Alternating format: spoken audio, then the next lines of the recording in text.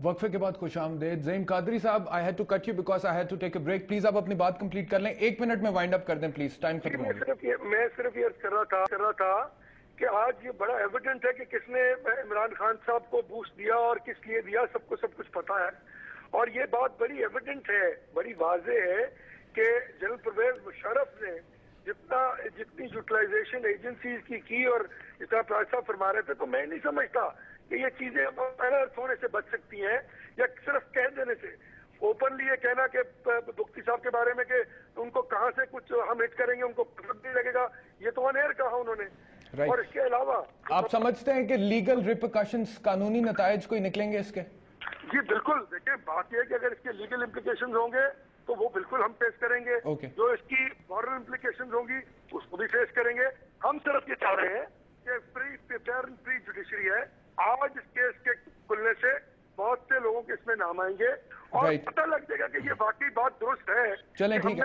اچھا پراچا صاحب آپ کا بھی موقف لوں گا, پروگرام کا وقت ختم ہو گیا ہے. مجھے بتا دیں صرف اخلاقی اور سیاسی نتائج آپ دیکھ رہے ہیں اصغر خان پٹیشن کے, یا قانونی نتائج بھی دیکھ رہے ہیں؟ قانونی آنے چاہیے, اخلاقی پہلو بھی ہونے چاہیے اور ہر چیز واضح ہونی چاہیے. 1994 میں قومی اسمبلی میں ایک فہرست پیش کی گئی تھی جو نصیر اللہ بابر صاحب نے پیش کی تھی, اس میں جماعت اسلامی کا نام نہیں تھا.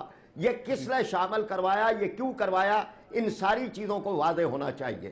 رائٹ جنرل صاحب, یو تھنک کہ لیگل ریپرکشنز آئیں گے؟ اگر قانونی نتائج نہ نکلے پاکستانی نیشن ڈس اپوائنٹ ہو جائے گی اپنی ساری حکومت میں اور میرا خیال ہے عدلیہ میں بھی.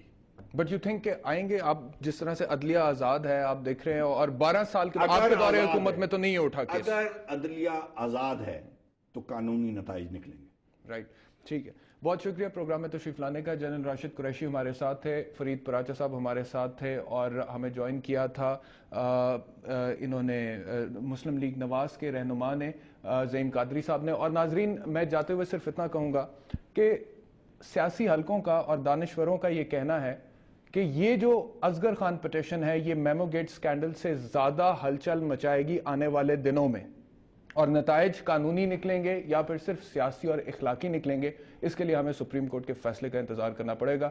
جب تک یہ فیصلہ نہیں آتا تب تک ہم ایزیوم نہیں کر سکتے. مجھے اجازت دیجیے, اللہ حافظ.